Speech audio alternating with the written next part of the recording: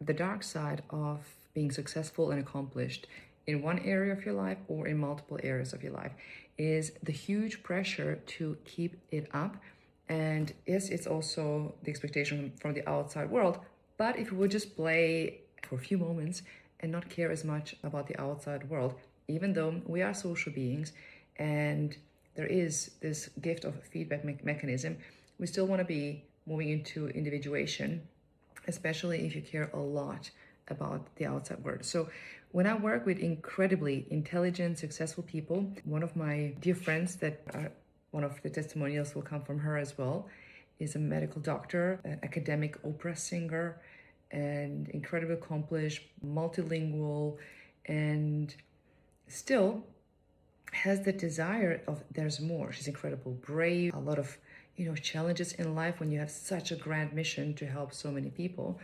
And she's a beautiful example of somebody who has achieved success in various areas in her life, in various countries around the world, and really being in a place of like, okay, what is next? How can I make it more sustainable and really get into that balance? So, and I've also experienced that from being the strongest woman in Croatia, lifting more weights than men, which biologically is not as easy. And when everything ended due to a injury, I went through an identity crisis. It was really like who am I? I'm a nobody. I used to be, the strongest woman. So my ego suffered a lot.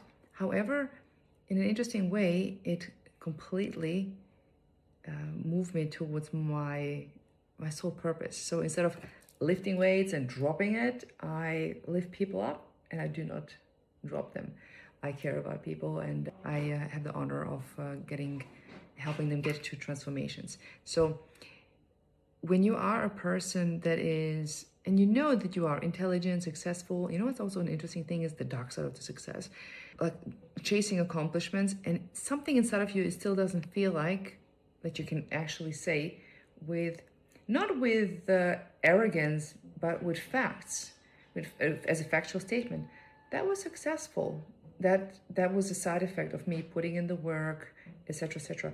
And it was Muhammad Ali that said, it's not a brag if it's true. It's not a brag if it's a fact. So if you've accomplished certain things, notice if you're the type of person that is kind of almost like apologizing for success so that other people don't feel good because of the need to connect. So acknowledge it to yourself. And also, if you feel that you're accomplishing certain things and you still have beautiful ambitions for more and your environment is not fostering it, look for a new environment. Look for people where success and growth and celebrating each other is normalized.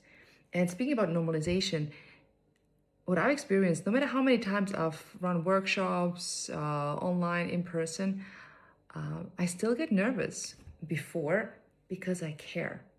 And it doesn't mean that I'm going to make big mistakes. And if I make mistakes, it is the desire to share. My preparation, my execution, and my focus to be of service is more important. So notice what that is inside of you. Is if you have that ambition to be more, do more, but there's a part of you which is a very ancient part of us, human biology, centuries or thousands of years ago. If we did something wrong, if we stood out too much, we would have been expelled from the tribe, and that equaled death. So right now, we have the ability to earn our own money, to be more independent, but we still are social beings, and we can find now, thankfully with the online world, our tribes and friends that we get to choose. So notice if there's some dark side of your own success. If you sometimes you feel ashamed that you have those success, or you have to justify, and that there's also a part of like, oh, now I have to keep it up, and if I don't keep it up, then I'm a failure, like all or nothing. Is one way out of it is, number one, acknowledge what you've done. No one can take your successes away from you. Number two, what do you feel called to do? And sometimes it is the gap, the pause between constantly striving about what is it that I actually want. For me, there was a sense of saturation. I loved sport, and I was watching, studying technique, training, sometimes every day, but again, only if it was part of the program. I experienced central nervous system fatigue, which is you still show up, you still want to work hard, but your body is just saying no. Your emotions, you go down, you're tired, you can't sleep. That can also happen when we overwork and stay longer and longer and longer at work because we feel we have to prove ourselves. That's also a lack of self-value and self-respect. So no matter how successful we are and accomplished, imagine having that and peace and a sense of satisfaction of, and also like, good enough. Like, what if I don't have to prove anything anymore? Still show up in excellence, but also enjoy the peace, enjoy the accomplishment. Let yourself sit and marinate in what you have created. And if you're not successful, according to your definitions, ask yourself why. Where am I playing small? Where am I allowing distractions to come into my life? And then do something about it. And like I said, choose the environments that foster this. Find people who are similar to you, have the results that you want, and surround yourself with them. And this is a beautiful thing where you get to receive, and then you also get to give. That the harmony of life.